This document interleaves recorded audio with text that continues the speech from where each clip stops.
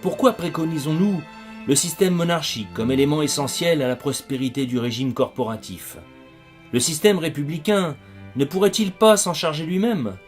Le problème ne vient-il pas de nos dirigeants et non du système de gouvernement en tant que tel?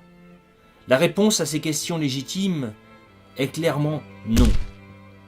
Premièrement, parce que contrairement à une idée reçue de par le passé, la monarchie française et les classes laborieuses ont toujours fait bon ménage. C'est grâce à la monarchie que, dans l'ancienne France, le régime corporatif a pu s'établir, durer et prospérer. La monarchie reste, et cela depuis les Grecs anciens, tel Aristote, le couronnement des trois pouvoirs, démocratie dans la commune, l'aristocratie dans la province, avec la monarchie dans l'État. La monarchie possède en son institution le principe de subsidiarité, cher aux chrétiens, qui est l'autonomie complète du citoyen au sens grec, bien évidemment. Cela veut dire que tout ce que le citoyen peut et doit gérer lui-même dans ses sphères d'attribution et responsabilité, famille, métier, association, ville, commune, ne doivent pas être gérés par l'État. Deuxièmement, la monarchie est intéressée à la réorganisation corporative, comme les libertés régionales, provinciales et familiales. Elle ne se maintient qu'à la condition de les protéger. De même que la République ne subsiste qu'à la condition de les étouffer, car le principe qui est à la base de la République, c'est l'élection. À la base de la monarchie française, il y a l'hérédité. Parce que le pouvoir républicain est électif, son existence est à la merci d'un scrutin. Pour durer, il s'arrange de manière à ce que le scrutin lui soit toujours favorable, en faisant de l'individu son débiteur. Or, l'individu ne devient vraiment débiteur du pouvoir républicain que lorsque ce pouvoir est le seul dispensateur des grâces, c'est-à-dire lorsqu'il n'existe pas, pour protéger l'individu, d'autre forteresse que l'État républicain. Cela ne veut pas dire que les élections n'existent pas en monarchie, bien au contraire. Mais celles-ci sont débarrassées du parasitivisme des partis. Les élections plus nombreuses en monarchie sont liées au quotidien des Français, dans tout ce qui les touche de près, organisation citadine, des métiers, représentants au conseil de province, impôts, écoles, etc. C'est pour cela qu'une république corporative est totalement impossible, car le corporatisme est par définition une décentralisation du pouvoir. Nous parlons de corporatisme autonome, alors que la logique républicaine a toujours été de centraliser le pouvoir. L'État républicain veut tout maîtriser.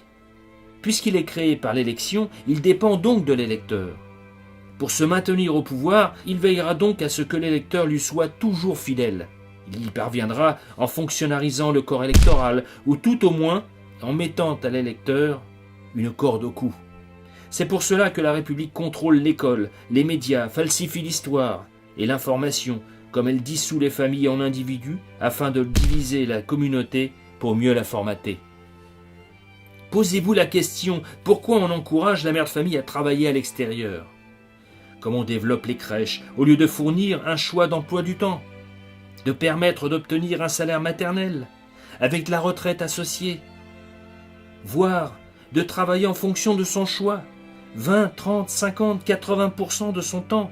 Cela fait partie du scandale de notre époque, où la femme, sous prétexte d'égalité, est encore moins libre que l'homme, finalement, alors que c'est elle qui fait vivre la communauté. Bref, ainsi, l'électeur sollicite-t-il une place pour un ami ou pour lui-même? L'État seul est à même de la lui fournir. Désire-t-il un secours, une pension d'assistance, une retraite? C'est l'État qui tient la caisse. Il en résulte que c'est non plus le gouvernement qui dépend de l'électeur, mais bien plutôt l'électeur qui dépend du gouvernement. En résumé, le régime républicain ne se maintient qu'à la condition de s'emparer des attributions qui incombent tout à fait aux corporations. Le régime républicain suppose que l'État soit le pourvoyeur nécessaire des places et des sinécures de toutes sortes. N'est-il pas évident que si la République laissait aux corporations le soin d'organiser elles-mêmes les services d'assurance et d'assistance pour leurs membres, les citoyens ne seraient plus débiteurs du gouvernement?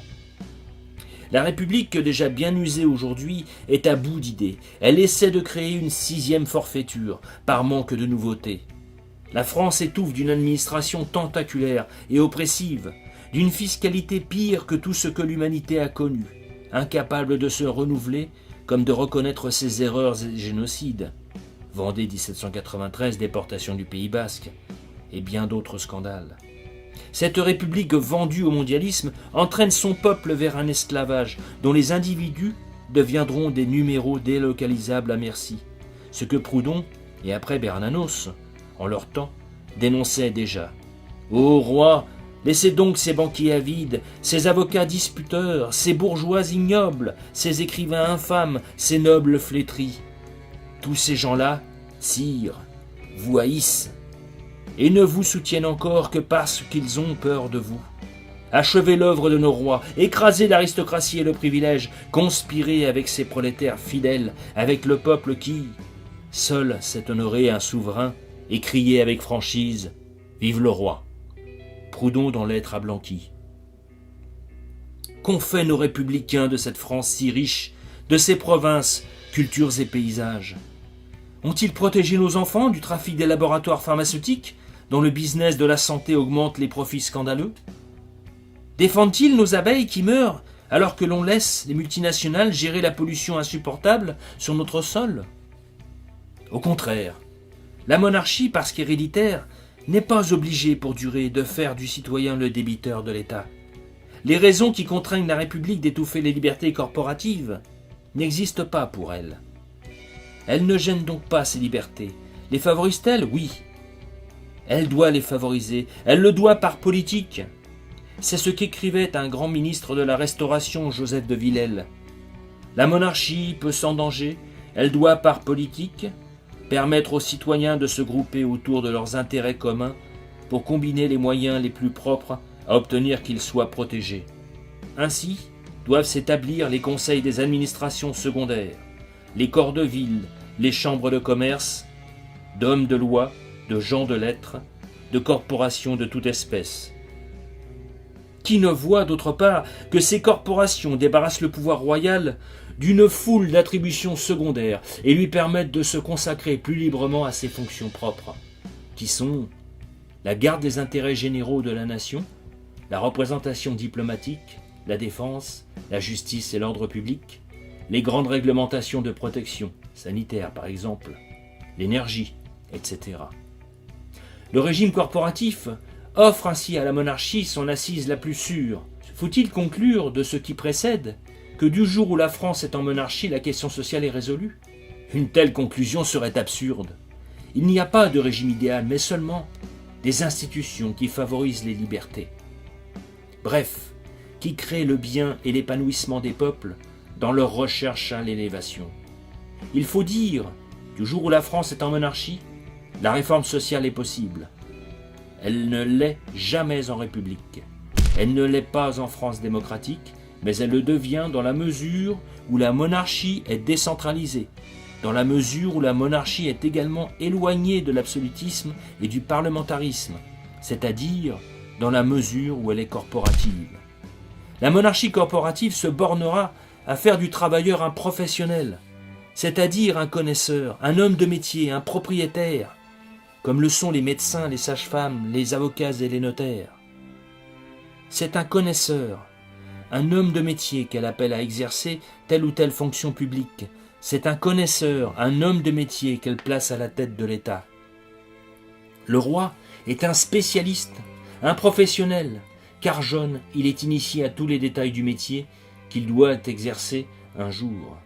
Il est par là même beaucoup plus apte à gouverner que tous les politicards des partis politiques de la République. Ce qui fait du roi un homme étant le plus capable de gouverner, c'est justement l'hérédité dynastique, qui est un apprentissage perpétuel de la fonction royale. Pourquoi cela? Tout simplement parce que l'hérédité dynastique lie le sort du roi à la fortune de l'État. Assuré de laisser à son fils l'administration du bien national, le roi sent par la force des choses son intérêt particulier se confondre avec celui du pays.